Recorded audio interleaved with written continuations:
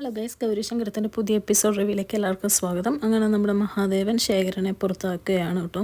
ഇതുകൊണ്ട് രാധാമണി തങ്കച്ചി അവിടെ ഭയങ്കര വിഷമിച്ച് നിൽക്കുന്നുണ്ട്. ദേഷ്യം വന്ന മഹാദേവൻ എല്ലാവരോടും നിങ്ങളൊക്കെ ഇനി എന്ത് പൂരം കാണാൻ വേണ്ടി ഇവിടെ നിൽക്കുക, എല്ലാം കയറിപ്പോന്നൊക്കെ പറഞ്ഞ് എല്ലാവരെയും അകത്തോട്ട് കയറ്റി വിടുന്നുണ്ട് കേട്ടോ. എന്നിട്ട് മഹാദേവൻ ഭയങ്കര വിഷമിച്ച് പടിപ്പുരവാതിലൊക്കെ അടച്ച് അവിടെ നിൽക്കുവാണ്.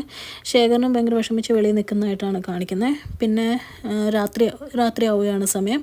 ആ സമയത്ത് ഗൗരി നമ്മുടെ കമലയിടത്തേക്ക് മരുന്നൊക്കെ കൊടുക്കുവാണ്. സ്ലീപ്പിംഗ് പിൽസാണ് കൊടുക്കുന്നത്.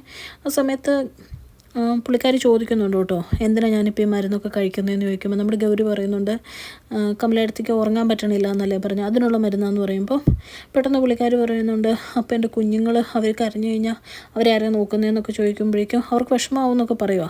സമയത്ത് ഗൗരി പറയുന്നുണ്ട്, ഞാനിവിടെ ഉണ്ടല്ലോ, പിന്നെ കമലയിടത്തിൽ നല്ലപോലെ ഉറങ്ങുന്ന കാണുമ്പോൾ അവർക്ക് സന്തോഷമാവുന്നേ, ഉറങ്ങിക്കോ എന്നൊക്കെ പറഞ്ഞ് മരുന്ന് കൊടുത്ത് കമലയിടത്തിൽ കിടക്കാൻ നേരത്ത് നമ്മുടെ ഗൗരി കൂടെ ഇരിക്കും കേട്ടോ കാവലായിട്ട്. ഇത് കണ്ടുകൊണ്ട് നമ്മുടെ ശങ്കർഭായി അങ്ങ് വരുവാണ്. ശങ്കർഭായി എന്നിട്ട് ഗൗരിയോട് പോവാം, മുറി പോയി കിടക്കാം, ലൈറ്റ് ഓഫ് ആക്കണ്ട, കമലയിടത്തിലെ മുറിയിലെന്ന് പറയുമ്പോൾ ഗൗരി പറയുന്നുണ്ട്, അത് വേണ്ട, ഞാനിന്ന് ഇവിടെ ഇരിക്കാം, ഡോക്ടർ പറഞ്ഞതല്ലേ രാത്രി ഞെട്ടി എഴുന്നേക്കാൻ ചാൻസ് ഉണ്ട്, ഞാനിവിടെ ഇരുന്നോളാം എന്ന് പറയുമ്പോഴേക്കും നമ്മുടെ ശങ്കർഭായി പറയണേ, എൻ്റെ ഏട്ടൻ്റെ ഭാര്യയ്ക്ക് വേണ്ടി ഇത്രയൊക്കെ ചെയ്യുന്നത് നിനക്ക് വേണ്ടി ഞാൻ എന്തെങ്കിലും ചെയ്യേണ്ടതെന്ന് പറഞ്ഞ് ശങ്കർഭായി അവിടെയുള്ള ആ സോഫയിൽ ഇരുന്നിട്ട് ഗൗരിയോട് മടി കിടന്നോളാൻ പറയും. എന്നിട്ട് കമലയിടത്ത് എഴുന്നേക്കുവാണെങ്കിൽ ഗൗരിനെ വിളിക്കാമെന്നൊക്കെ പറയുന്നുണ്ട്. അങ്ങനെ ഗൗരി കിടന്നുറങ്ങുന്നതായിട്ടാണ് കാണിക്കുന്നത് ശങ്കറിൻ്റെ മടിയിൽ.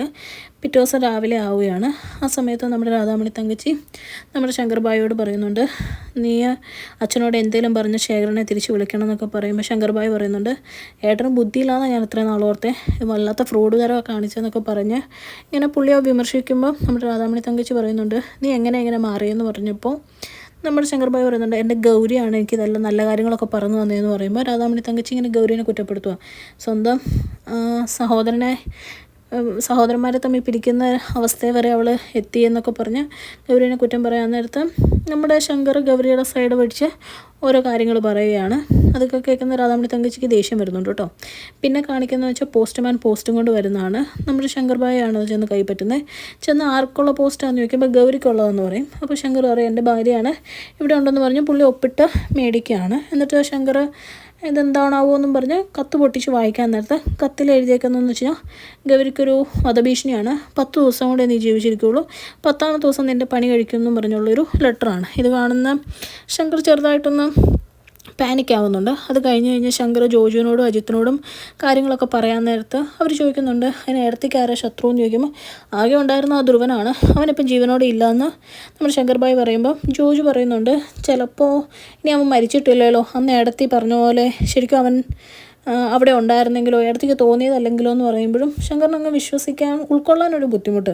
എന്നിട്ട് അവർ പറയുന്നുണ്ട്, എന്തായാലും അവിടുത്തെ CCTV നോക്കിക്കഴിഞ്ഞാൽ നമുക്ക് സത്യം അറിയാമല്ലോ, നമ്മളെന്തിനാ ഇത്ര വെറുതെ സമയങ്ങൾ നമ്മുടെ വരെ പോകുന്ന പ്രശ്നമല്ലേ ഉള്ളൂ എന്ന് പറഞ്ഞ് അവരന്ന് ഗൗരിയും ശങ്കറും നിന്ന ഹോട്ടൽ ധ്രുവനെ കണ്ടുവെന്ന് ഗൗരി പറഞ്ഞ് അവിടെ പോയി ചെക്ക് ചെയ്യുകയാണ് കേട്ടോ.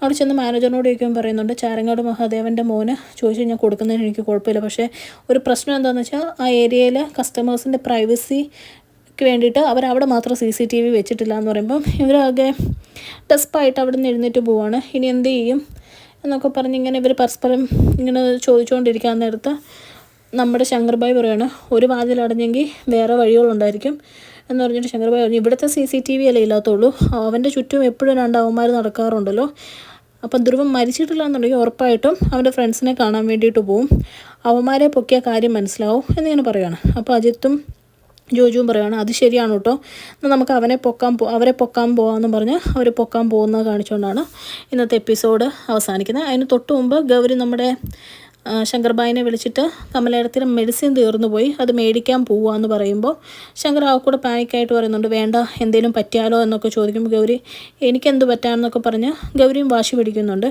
എന്നിട്ട് അവസാനം ശങ്കർ ദേഷ്യപ്പെട്ട് പോവണ്ടെന്ന് പറഞ്ഞ് അവിടുത്തെ വേലക്കാരനെ വല്ലതും പറഞ്ഞു വിട് എന്ന് പറഞ്ഞ് ഈ എപ്പിസോഡ് അവസാനിക്കും. Thank you so much.